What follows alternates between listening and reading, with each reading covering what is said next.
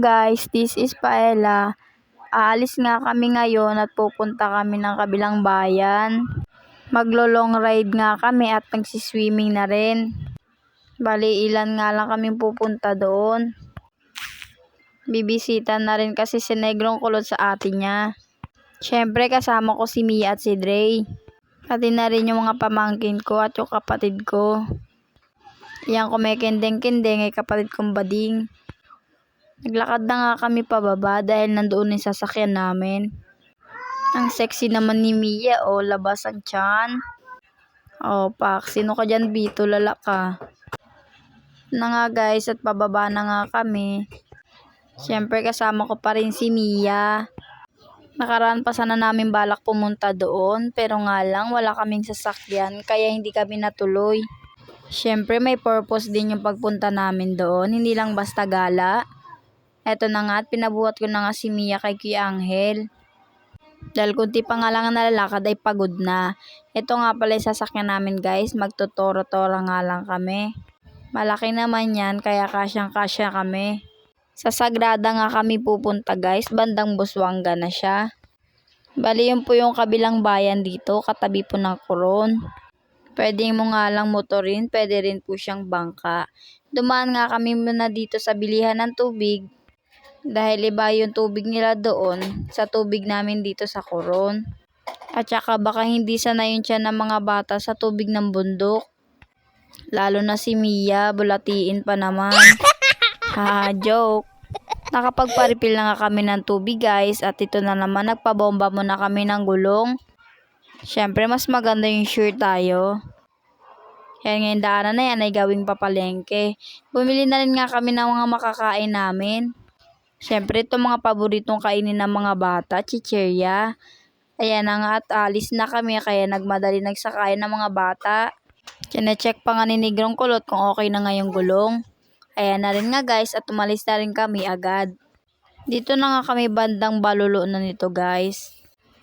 Tara guys, itutur ko kayo dito sa Coron. Manood lang kayo, ayan makikita nyo yung mga view. Puro puno po talaga. Tapos ang gaganda ng mga bundok. Masarap mag long ride dito lalo na kapag nakamotor lang kayo guys. Makikita nyo talaga yung pinakamagandang view ng Coron. Pati na rin dito sa kabilang bayan. Ito nga yung pinakang best view na napuntahan namin guys. Dito sa may pasigsag na kalsada. Kung titingnan mo dito sa kabilang bahagi niya, ayan po sa tinutukan ko ng camera. Maganda po talaga siya. Kaso lang hindi naman kalinawan yung camera ko kaya hindi ganong mapansin.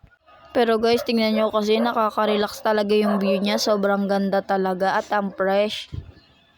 Sa part na nga na ito guys, is banda na kami sa may Dipuyay. Malapit na nga kami sa pupuntahan namin. At meron din kami mga tulay na madadaanan. Ito nga yung madadaanan naming tulay dito ay ang Dipuyay Bridge. Di ko na po pala na video yung doon banda sa may Bintuan Bridge. Pero maganda po siya. Pwede po mag picture. Kaso hindi na kami nag-stop over kasi nga mabagal yung sinasakyan namin. Baka anong oras na kami makarating sa pupuntahan. Hindi ko na nga na video guys pero nandito na nga kami sa aming pupuntahan. Pumili muna nga kami ng mantika at suka. Pati na rin chichirya, dumagdag pa rin ako. Dahil lulutuin nga namin yung dala naming isang buong manok at saka yung bangus na iihawin namin. Bali dito muna kami nag-stop over sa bahay ng ate ng asawa ko. Sa ate po ni Negrong Kulot. Bali adobo nga pala yung luto namin dun sa manok. Sa bangus naman ay inihaw lang. Tapos tinernuhan lang po namin siya ng lato. Hindi mo yun alam no B. Punta ka dito sa Coron, bigyan kita. Marami po nun sa amin sa palengke. Yan guys, tingnan nyo. Ang ganda diba? Talagang tahimik na tahimik yung lugar nila. Ang layo ng mga bahay, magkaadi sila as in magkakadikit-dikit lang. Ang unang punta namin dito guys ay wala pa itong tambak. Yung sa baba niya nga ay putik pa. Dati nga guys, ito yung bahay ng ate ni Bulik. Nung unang punta ko nga dito guys ay hindi pa ito tambak. At yung bahay ng ate ni Negrong Kulot ay nung pa sa unahan. Bali umatras-atras na sila dito palapit kasi nga may tambak na. Bali yan yung bahay ng atin ni Negrong Kulot, napakasimple lang. Tas nagaya nga itong mga pamangkin ko na bumaba dito sa likod ng bahay ng atin ni Negrong Kulot dito sa may dagat. Sa sobrang ignorante nga nitong mga kasama ko ay hindi nila alam kung anong tawag sa tumatalon-talon dyan sa putik. Sabi nga nung kapatid kong bading ay tipaklong daw yan sa dagat. Napaisip naman ako kung ano yung tipaklong na yun. Yung pala yung tinatawag na talangka. At ito naman pamangkin kong babae, nakakita naman daw siya ng isda na mahabang nguso. Ang alam ko lang kasing isda na mahabang nguso, yung torsilyo na tinatawag. Umakyat na nga rin kami niyan guys dahil alis na daw kami. At eto na nga, dito kami maliligo. Ang ganda-ganda dito guys, talagang ang fresh talaga. Tapos tignan mo naman yung paligid nila, malinis at ang lawak-lawak pa. Bali yan lang po, sila lang po yung kasama ko. Yan po yung ate ni Bulik yung nauna. Tas ito yung isa na ito, ate ko po yan. Bali kakilala po kasi ng ate na Negrong Kulot itong liliguan namin. Pangalan ng kanilang swimming pool ay Kiwit Flowing Pool po. Ayan, meron po siyang pangbata, meron din po ng pangmatanda. Bali wala nga kaming mapagpestuhan ng cottage kaya dito na lang muna kami sa may table. Tingnan nyo guys yung paligid nila, sobrang ganda.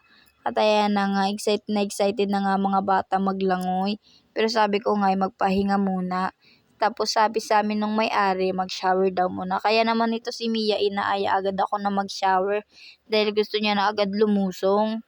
Ganda lang dito sa kanila guys kasi may pa-shower eme-eme. Nag-shower na nga muna kami guys para makaligo na kami sa swimming pool. At ito nga bida-bida kong anak ang nauna. Sumunod na nga yung kapatid kong bading at sa kabila naman niya yung pamangkin ko. Ito po pala yung CR nila guys. Ayan po, ang ganda 'di ba? At saka talagang nature lover po siguro dito yung may-ari. Kung makikita nyo po, ang dami talagang halaman. Gusto ko nga sanang humingi kaso nakakahiya naman. Nag-shower na nga rin ako para masabayan ko na sa pagligo si Mia. Syempre, hindi lang yung mga bata excited, kundi pati na rin ako. Katapos ka namin mag-shower, ay ito na nga at lumusong na rin kami. Unahan pa nga kami guys dahil gusto nga ng pamangkin ko ay sukatin ko muna kung gaano kalala bago daw siya lumangoy. Uy, takot yarn. Inunahan ko na nga guys. Dahil gusto niya bawat sulok ng swimming pool ay sukatin ko. Ito naman nga si Dre, tuwang-tuwa. Dahil sabi niya abot niya nga lang daw yung swimming pool. Si Mia naman hindi niya abot kaya hawak-hawak siya ni Tito Jun niya. Tuwan-tuwa nga ang mga bata. Siyempre, pati na rin yung matatanda. Sulong-solo nga ni Dre at ni Junjun yung isang swimming pool. Balian nga pala guys, tignan nyo, ang ganda-ganda talaga. At titignan nyo, talagang malinis at saka talaga namang napaka-nature lover po nung may-ari. Tapos ang galing nung estatwa nila no guys. Talagang inukit talaga ng maganda. Tapos yan yung mga star. Ang ganda sana ng cottage na yan. Kaso nga lang may tao na. Yan po. Kiwit Flowing Pool po siya.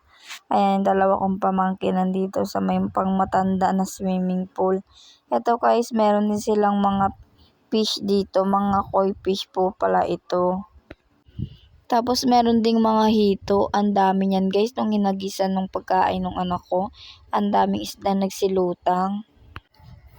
May mga hito din dyan, tapos may mga itim na isda. Ang ganda niya guys kasi sobrang dami.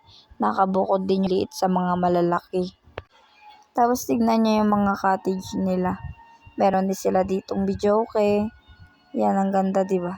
Tapos meron din sila ditong paglalaruan ng volleyball, meron din.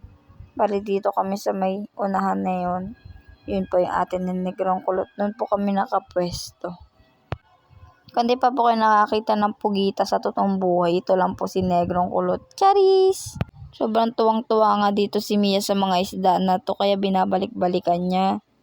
Gusto pa ngang humingi ng isa. Ay, charis! Ang ganda nga dito sa lugar na ito guys. Talagang nakaka-relax. Tingnan nyo naman si Negrong Kulot oh. Alam mo yung taga-ibang lugar pero taga-Coron lang yarn. Kala mo naman ay may plano din naman. Kala mo kanya. Ito na mga si Mia, dito naglalaro sa may gripo, dito na lang daw siya magsha-shower. Ito nga pala guys, yung hugasan, ang ganda, tingnan nyo. Tapos may mga pahalaman, rin. Ako guys, pag nagkakusina ako, gusto ko ganito na lang din yung lababo ko kasi napakaganda ang aesthetic niya tignan. Dito naman yung likodan niya. Doon po may ihawan. Tapos ito na naman pong halaman eme-eme. Ganito rin nga ang gusto ko sa bahay guys, yung presko tapos puno ng halaman. Kasi ang ganda tignan kapag yung bahay mo maraming halaman. Meron ka ng alaga, meron ka pang palamuti sa bahay. Ito na nga pamangkin ko, pagkatapos nga mag-swimming ay nilalamig na. Nag-aaya na rin nga umuwi yung ate ko, kaya nagdali-dali na rin kami nag-shower at nagbihis na rin dito. First time nga lang namin nakapunta dito guys, pero matagal na nga sila nag-open. Sunod naman ay doon kami sa kabilang swimming pool pupunta sa may overlooking daw. Talagang nakakatanggal stress ngayon mga ganitong activities. Yung tipong kahit anong pagod mo, kahit anong stress mo, kapag nakakapunta ka sa mga ganitong kagandang lugar, ay talagang nakakagaan. Magsha-shower nga muna kami guys dahil bibihisan ko na itong dalawang bata. Kasi guys, sa palengke, halos bihira na lang yung pahinga namin. Lalo na kapag may sideline kami daingin, hindi kami nakakapagpahinga. Talagang yung pinakampahinga namin is yung gabi na lang. Talagang tulog ka na lang kapag uuwi. Siyempre gusto ko rin naman kahit papano matanggal-tanggal yung stress ko. And to, ginala-gala muna namin. Tsura movie. Pangit to. Giinarte pa nga si Mia dahil ayaw pa niya mag-shower. Ito nga, ang isa naman pasayaw-sayaw pa. Pag open ko nga ng shower, agad na sinawad ni Mia ang ulo niya. Ayaw ka pa mauna ka naman.